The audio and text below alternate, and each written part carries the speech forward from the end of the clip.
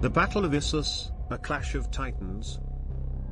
An ancient struggle of immense consequence, forever etched its mark upon the annals of history. On one side stood Alexander the Great, the audacious Macedonian conqueror who had set his sights on nothing short of world domination. On the other side loomed the vast Persian Empire, an empire that had stood for centuries, spanning from the sandy dunes of Egypt to the rugged mountains of Central Asia. The battle was not merely a clash of swords and spears, but a collision of cultures, ideologies, and military strategies. In the rugged hills of ancient Anatolia, where the sun blazes mercilessly upon the arid earth, the stage was set for a clash of empires. The young lion of Macedonia, Alexander, roared with unparalleled ambition, challenging the mighty Persian Empire, the formidable dragon of the East. The Persian Empire, reeling from the shock of Alexander's swift and relentless advance, scrambled to muster their forces and halt the lion's march. Here, where the earth bled with the scars of countless conflicts, two armies converged, each driven by its own agenda, its own desperate thirst for victory.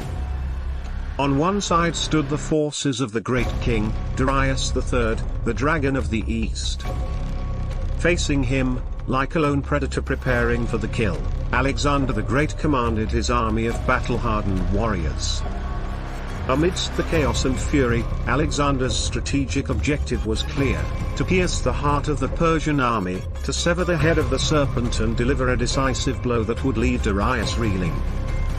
Like two raging bulls, the armies locked horns, their shouts and battle cries swallowed by the cacophony of war. The clash of spears and shields resounded, mingling with the agonized cries of the fallen.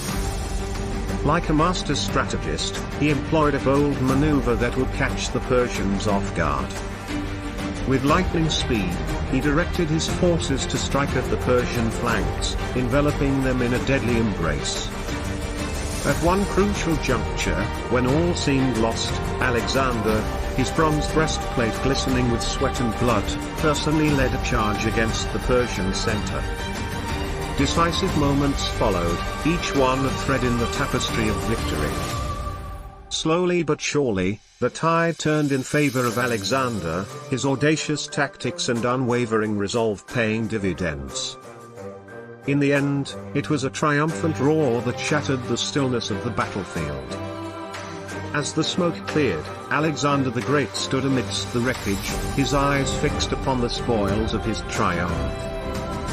Darius III, the great king of Persia, had suffered a resounding defeat, his dreams of subduing the audacious Macedonians shattered like the fragments of a broken mirror.